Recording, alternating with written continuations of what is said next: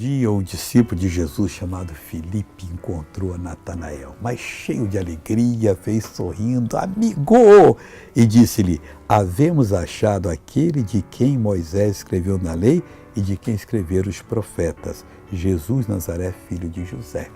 Ele conhecia a palavra, Natanael conhecia, ele conhecia Natanael, sabia que Natanael era um homem ressabiado, uma pessoa que não se deixava levar por qualquer coisa, mas tinha que falar a verdade. Ele encontrou aquele que diz a Escritura.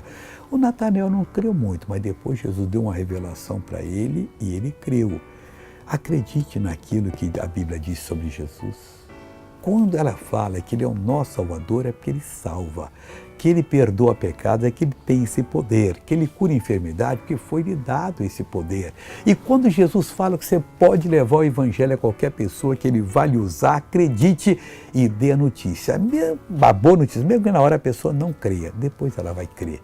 Veja essa pessoa que foi abençoada, eu já volto para unir a minha fé com a sua. Eu não andava bem aqui nos meus quartos. Já faz uns 3 anos que eu não... Como é que a senhora vinha andando? Mostra, senhor Antônio. Ela ficou lá no carro. No carro, ficou bengala? Que andasse, né?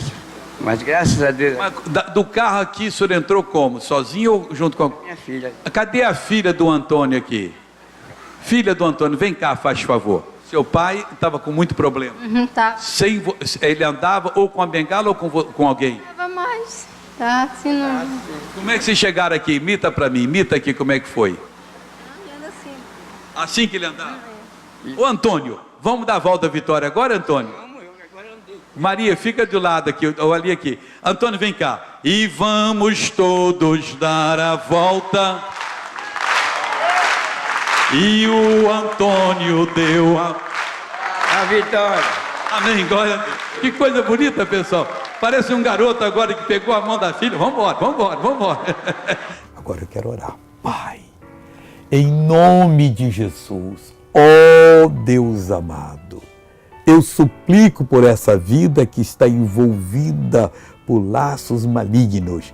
Essa pessoa vai ser liberta agora, ela vai receber a bênção e eu repreendo todo o mal em nome de Jesus. E você levanta as mãos e diz: obrigado, Senhor.